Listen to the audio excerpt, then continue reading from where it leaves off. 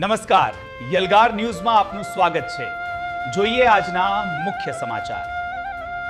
સ્થાનિક સ્વરાજ્યની ચૂંટણી પહેલા બોડેલી ખાતે ભાજપ દ્વારા સેન્સ પ્રક્રિયા હાથ ધરાતા જિલ્લા તાલુકા પંચાયત તેમજ નગરપાલિકાની બેઠકો માટે ઉમેદવારોનો રાફડો જોવા મળ્યો। ટૂંક જ સમયમાં આવનારી સ્થાનિક સ્વરાજ્યની ચૂંટણીઓને ધ્યાનમાં રાખીને બોડેલી ખાતે ભારતીય જનતા પાર્ટી દ્વારા ઉમેદવારોની પસંદગી માટે સેન્સ પ્રક્રિયાનું આયોજન કરવામાં આવ્યું હતું કે જેમાં સવારથી જ બોડેલી, નસવાડી અને સંખેડા વિસ્તારોના મોટી સંખ્યામાં સંભવિત ઉમેદવારો ઉપસ્થિત રહી પોતાની દાવેદારી નોંધાવી હતી।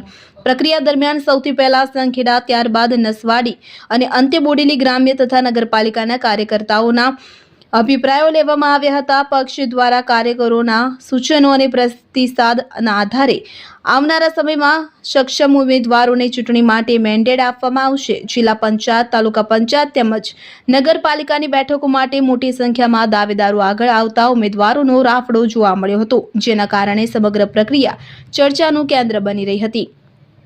આ પ્રસંગે ભાટપુર ગામના સરપંચ પ્રમોદભાઈ તડવી ખાસ આકર્ષણનું કેન્દ્ર રહ્યા હતા।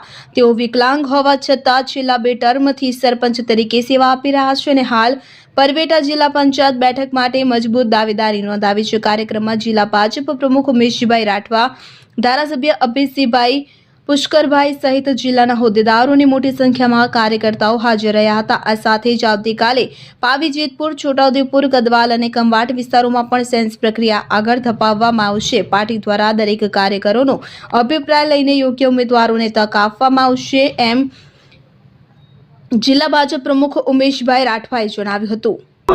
મારું નામ તડવી પ્રમોદભાઈ અરવિંદભાઈ, હું ભાટપુર ગ્રામ પંચાયતમાં 2 ટર્મથી સરપંચ તરીકે ચૂંટાયેલો છું। હાલમાં બી મેં ચાલુ છું અને હું 22 પરવેટા જિલ્લા પંચાયતમાં ઉમેદવારી પત્ર મેં નોંધાવ્યું છે। આજે ગુજરાત પ્રદેશ ભારતીય જનતા પાર્ટી દ્વારા છોટાઉદેપુર જિલ્લાની અંદર આગામી સ્થાનિક સ્વરાજ્યની ચૂંટણી એટલે કે તાલુકા પંચાયત, જિલ્લા પંચાયત અને બોડેલી નગરપાલિકા એને જે ઉમેદવારો છે એ ઉમેદવારોને સાંભળવા માટે નિરીક્ષકશ્રીઓ અહીંયા ઉપસ્થિત થયા છે। આજે સંખેડા, નસવાડી, બોડેલી ગ્રામ્ય અને બોડેલી નગરપાલિકા એની સેન્સ પ્રક્રિયા હાથ ધરવામાં આવશે। આવતીકાલે છોટાઉદેપુર, ખંભાટ, પાવી, જેતપુર અને કદવાલ આ 4 તાલુકાની આવતીકાલે સેન્સ પ્રક્રિયા છે। જે પણ ઉમેદવારો છે એ ઉમેદવારો ચૂંટણી લડવા માંગતા હોય તો એમને અહીંયા સાંભળવામાં આવશે, એટલા માટે નિરીક્ષકો અહીંયા ઉપસ્થિત થયા છે।